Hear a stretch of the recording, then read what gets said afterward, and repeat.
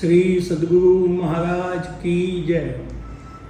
विज्ञान का नियम है कि कोई भी चीज़ खत्म नहीं होती है, रूप परिवर्तन होता है। जैसे कागज है, अब कागज को हमने जला दिया तो वो राख हो गई। इसी तरह से आज कोयला है, कोयले को जला दिया तो वो राख हो गई। कोई भी चीज़ है उसका रूप परिवर्तन कर सकते हैं, उसको ख़त्म नहीं कर सकते, ज़्यादा नहीं कर सकते, कम नहीं कर सकते। जितनी जो क्वांटिटी जितनी जो है वो वैसी की वैसी है, उससे कम ज़्यादा नहीं होती। वैसे ही ईश्वर का भी नियम है कि जितनी आत्माएं हैं, जितनी जीवात्माएं हैं, उतनी की उतनी हैं, एक भी कम या ज़्यादा नहीं होती है।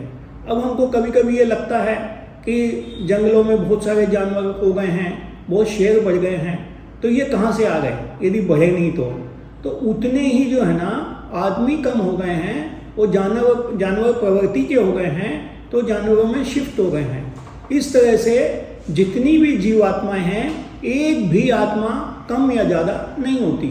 जब किसी व्यक्ति को मोक्ष हो जाता है तो सिर्फ एक आत्मा कम होती है। बाकी जितनी भी आत्माएं हैं, जितने भी जीवात्माएं हैं, वो सब बार बार पृथ्वी पे किसी न किसी रूप में आते रहते हैं। आज मान लीजिए कोई कुत्ता है तो अगले जन्म में बिल्ली बन सकता है, घोड़ा बन सकता है, बंदर बन सकता है, आदमी बन सकता है। आदमी है, कर्म उसके अच्छे हैं तो ईश्वर भी बन सकता है, संत भी बन सकता है। और यदि कर्म उसके अच्छे नहीं हैं तो मान लीजिए उसका स्वभाव चिड़चिड़ा स्वभाव है, गंदा स्वभाव है, तो अगले जन्म में कुत्ता भी बन सकता है, भौं भौं भी कर सकता है।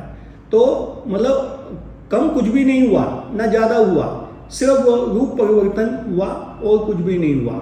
ये साइंस का नियम है कि कुछ भी कम ज़्यादा होता नहीं है, रूप परिवर्तन होता है। श्री सद्गुरु महाराज की जय।